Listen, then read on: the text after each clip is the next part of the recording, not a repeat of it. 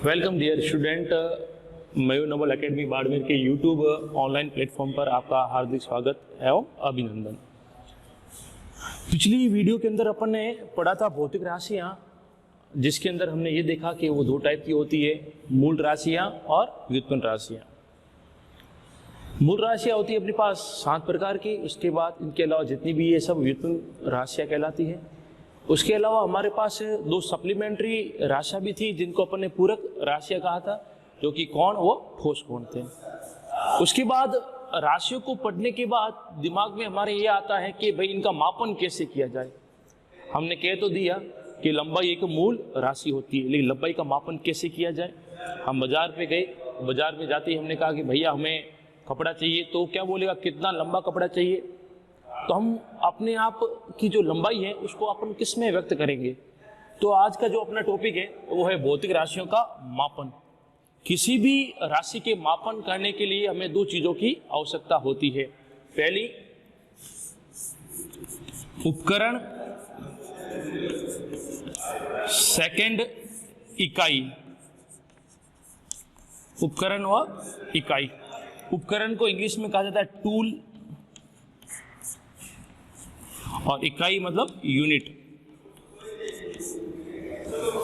उपकरण या टूल्स वे चीज होते हैं जो किसी भी वस्तु के मापन को आसान बनाते हैं, उपकरण कहलाते हैं।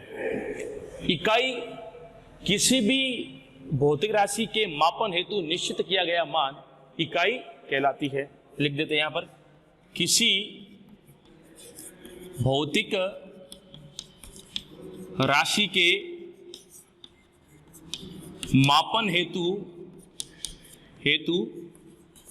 निश्चित किया गया मान कॉमा इकाई कहलाती है। अब ये चीज क्या है, इसको समझेंगे। किसी भौतिक राशि मतलब लंबाई, चौड़ाई, द्रव्यमान, ताप, दाब सब कुछ है। किसी भौतिक राशि के मापन हेतु निश्चित किया गया मान, जैसे लंबाई के लिए अपने क्या फिक्स किया है, क्या निश्चित किया है, मीटर। हम कभी भी बाजार जाएंगे तो हम ये हमेशा कहेंगे कि भैया मुझे 1 मीटर लंबा कपड़ा चाहिए या 2 मीटर लंबा कपड़ा चाहिए। तो मीटर जो है वो इकाई होगी किसकी, लंबाई की, उसको हमने फिक्स कर दिया। आप यहाँ नहीं, आप कहीं पर भी जाओ और वहां जाकर आप बोल दो कि भैया मुझे 2 मीटर कपड़ा चाहिए, 4 मीटर कपड़ा चाहिए, आप कहीं पर भी जाओगे वो दुकानदार जो है, शॉपकीपर है, वो आपको उतना कपड़ा दे देगा यहाँ पर। और समय के लिए हमने फिक्स किया है सेकंड, द्रव्यमान के लिए हमने किलोग्राम फिक्स किया है, तो ये किलोग्राम, सेकंड और मीटर, ये सब क्या कहलाती है, अपनी इकाई कहलाती है। तो किसी भौतिक राशि के मापन हेतु निश्चित किया गया मान इकाई कहलाती है। सिंपल, ठीक है। अब इकाई कितने प्रकार की होती है, तो इकाई होती है अपने पास 2 प्रकार की। कौन कौन सी? पहली, मूल इकाइयां,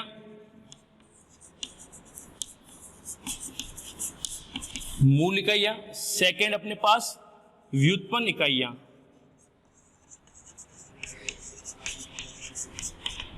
सिंपल परिभाषा है, कुछ ज्यादा डिफिकल्ट नहीं है।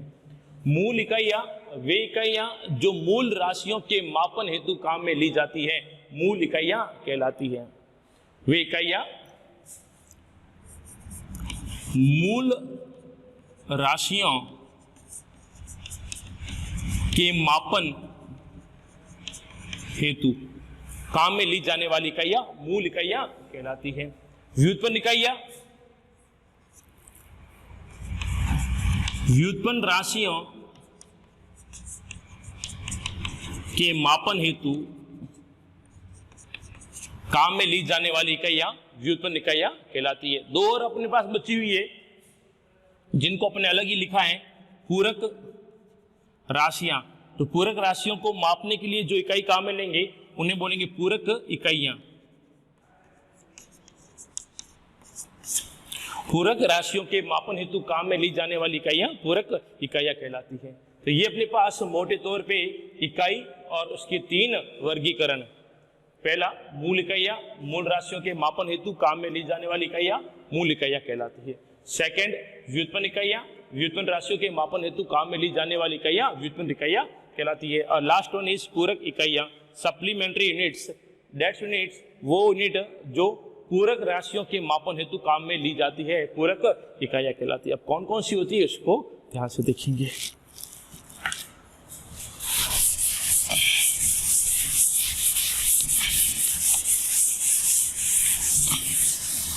देखिए यहां पर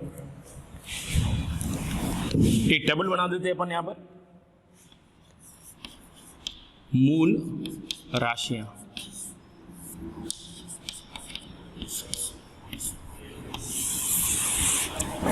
यहां पर उनकी मूल इकाइयां और यहां पर उनका संकेत, और यहां पर क्रम संख्या।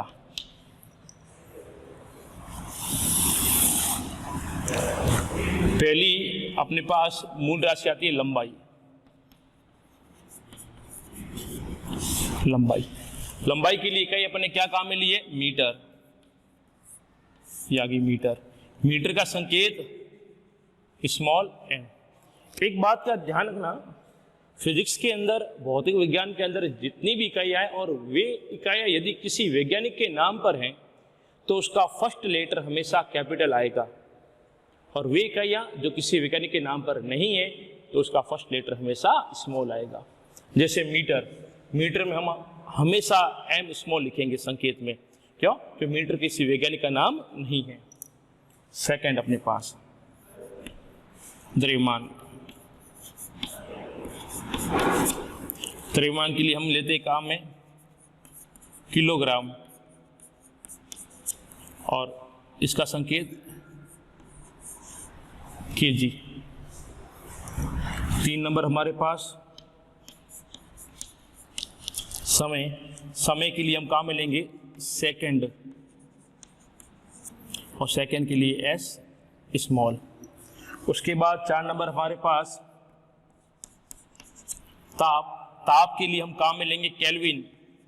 यदि आपको कुछ याद हो पिछली क्लास का तो हमने देखा होगा, यदि किसी भी विज्ञान के क्वेश्चन में ताप दिया हुआ है सेल्सियस में, और उस क्वेश्चन को सॉल्व करने के लिए उस ताप को हमेशा अपन ने किस में चेंज किया था, केल्विन ने, है ना। तो जब भी अपन को ताप की गणना करनी होती है, हम ताप की गणना हमेशा केल्विन में की जाती है। ठीक है, केल्विन वैज्ञानिक का नाम है तो इसका फर्स्ट लेटर क्या आ जाएगा, कैपिटल। तो हमेशा के क्या होता है, कैपिटल। तो नेक्स्ट विद्युत धारा। विद्युत धारा की इकाई होती है एम्पियर, और एम्पियर वैज्ञानिक का नाम है इसलिए ए आ गया कैपिटल। उसके बाद 6 नंबर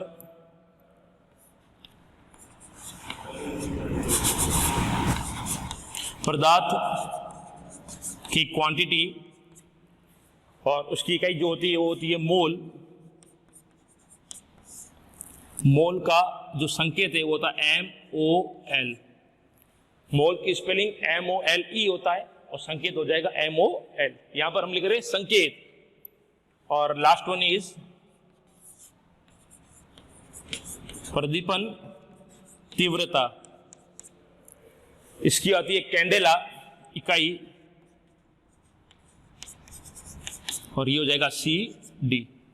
तो कुल अपने पास 7 मूल राशियां, 7 फंडामेंटल क्वांटिटीज। पहली लंबाई की इकाई मीटर, संकेत स्मॉल एम। सेकंड द्रव्यमान की किलोग्राम का केजी। समय की सेकंड का आ गया स्मॉल एस। ताप के केल्विन का आ गया के कैपिटल। विद्युत धारा का आ गया एम्पियर में कैपिटल। पदार्थ की मात्रा मोल में आ गया MOL संकेत। प्रदीपन तीव्रता कैंडेला, और आ गया ये CD। उसके बाद यहां पर अपन ने व्युत्पन्न राशियों की बात की थी, और व्युत्पन्न राशियों की मापन हेतु जो इकाई काम में लेते हैं उन्हें हमने कहा था व्युत्पन्न इकाइयां।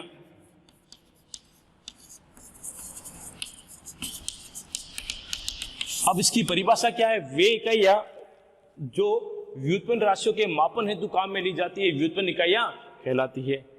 जैसे पहला अपने पास आता है क्षेत्रफल, एक व्युत्पन्न राशि, फॉर्मूला इसका लंबाई गुणा चौड़ाई। तो क्षेत्रफल की अपने पास इकाई आ जाएगी मीटर गुना मीटर, और मीटर का आ गया स्क्वायर। ये तो मीटर स्क्वायर अपने पास कौन सी इकाई होगी? व्युत्पन्न इकाई। जबकि मीटर कौन सी इकाई होती है? मूल इकाई होती है। उसके बाद सेकंड अपने पास ले लेते हैं आयतन। आयतन होता है लंबाई गुना चौड़ाई गुना ऊंचाई। तो इसकी इकाई जो आ जाएगी अपने पास मीटर गुना मीटर गुना मीटर, मीटर का क्यूब। उसके बाद अपन ले लेते हैं वेग। वेग वेग क्या होता है? विस्थापन बटा समय। फॉर्मूले फिजिक्स में ज्यादा नहीं है, 200-250 फॉर्मूले होंगे, 11th-12th मिलाकर पढ़ेंगे तो ये चीजें याद हो जाती है। फॉर्मूले बिना कुछ चीज काम की नहीं है। वेग विस्थापन बटा समय। विस्थापन एक लंबाई होती है, लंबाई के आगे मीटर, समय के आगे सेकंड। इसको लिखेंगे मीटर बटा सेकंड, या मीटर सेकंड जब ऊपर गया तो s की घात -1 आ गया अपने पास। तो ये metre square, metre cube, metre बटा सेकंड या मीटर सेकंड इनवर्स, ये सब क्या अपने पास है? व्युत्पन्न इकाई अपने पास है। तो व्युत्पन्न राशियों के मापन हेतु जो इकाई काम में लेंगे उसे व्युत्पन्न इकाइयां कहा जाता है। एक बार देख लीजिए, ठीक है। अब अपने पास दो और बच गई।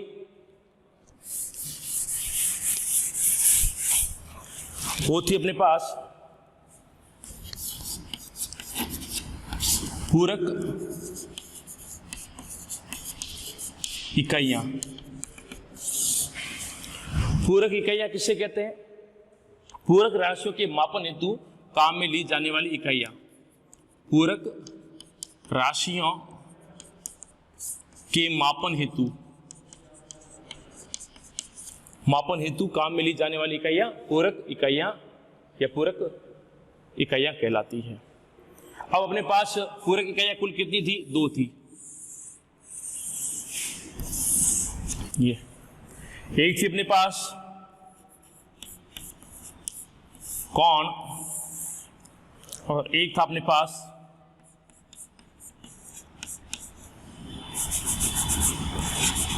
ठोस कोण। ठोस कोण और कोण। कोण की इकाई सबको पता है रेडियन, और ठोस कोण की इकाई हो जाएगी अपने पास स्टेरेडियन। रेडियन कोण की इकाई, ठोस कोण की इकाई स्टेरेडियन यहां पर। तो ये अपने पास दो क्या हो गई? पूरक इकाइयां हो गई। तो आज के टॉपिक में केवल इतना ही, बाकी नेक्स्ट वीडियो में। धन्यवाद।